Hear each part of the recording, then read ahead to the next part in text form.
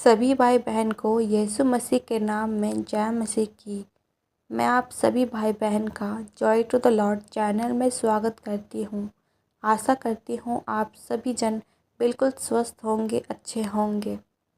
आज की वीडियो में हम जानेंगे कि स्वर्गीय घर कैसा होगा। वीडियो शुरू करने से पहले चैनल को प्लीज़ लाइक, शेयर और सब्सक्राइब ज़रूर करें। स्वर्ग, जिसे परमेश्वर का घर भी कहा जाता है, एक ऐसा स्थान है जहाँ परमेश्वर निवास करते हैं। यह एक संरक्षित स्थान है जहाँ भौतिक संसार से परे है और जहाँ कोई दुख, पीड़ा या मृत्यु नहीं है। स्वर्ग परमेश्वर का निवास स्थान है और यहाँ एक ऐसा स्थान है जहाँ वे अपने भक्तों के साथ हमेशा रहेंगे। स्वर्ग एक संरक्षित घर है जिसका अर्थ है कि यह कभी नष्ट नहीं होगा और वहाँ रहने वाले लोग हमेशा के लिए जीवित रहेंगे। स्वर्ग एक ऐसा स्थान है जहाँ कोई दुख, पीड़ा या मृत्यु नहीं है। स्वर्ग एक ऐसा स्थान है जहाँ आनंद, शांति और खुशी है। यीशु ने कहा कि उसके पिता के घर में बहुत से निवास स्थान हैं और वह अपने भक्तों के लिए जगह तैयार करने जा रहे हैं।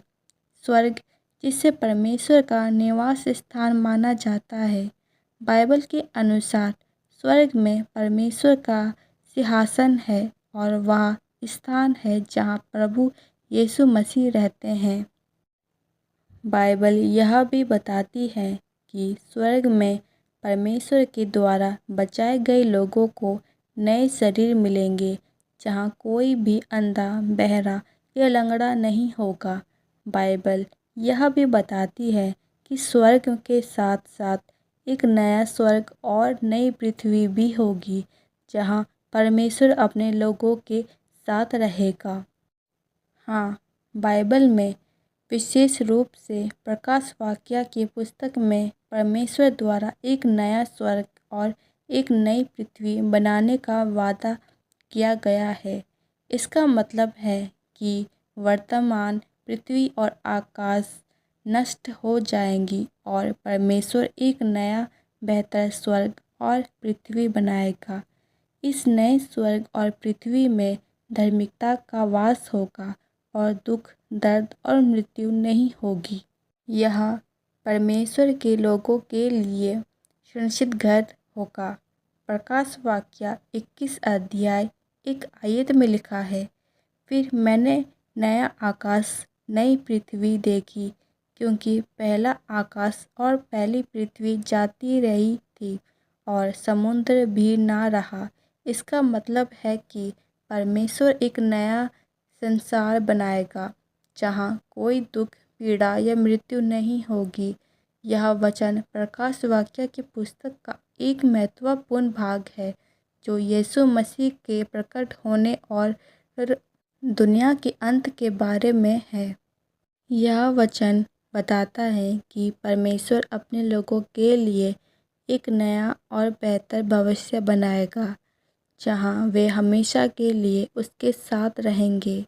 प्रकाश वाक्य 21 अध्याय 4 आयत के अनुसार वह उसकी आँखों से सब आंसू पोंछ डालेगा और उसके बाद मृत्यु ना रहेगी और ना शोक, ना विलाप, ना पीड़ा रहेगी। पहली बातें जाती रही। इसका मतलब है कि परमेश्वर सभी दुखों को दूर कर देंगे और एक नया युग शुरू होगा जहाँ कोई दुख, पीड़ा या मृत्यु नहीं होगी। आमीन, हालेलुया।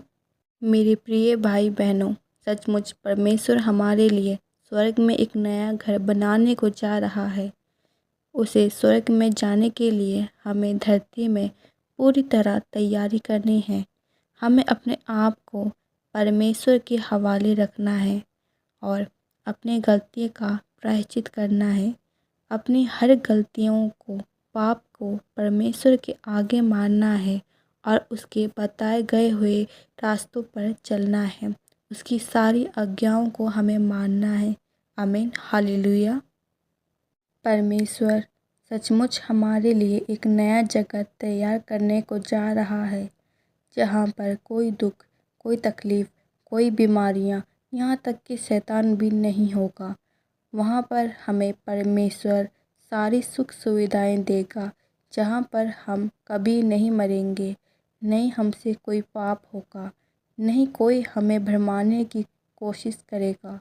परमेश्वर कहते हैं कि मैं तुम्हारे लिए एक नई जगत, एक नई जगह बनाने को जा रहा हूँ। आमीन, हालेलुया। परमेश्वर आप सभी भाई बहन को आशीषित करें। आमीन, हालेलुया।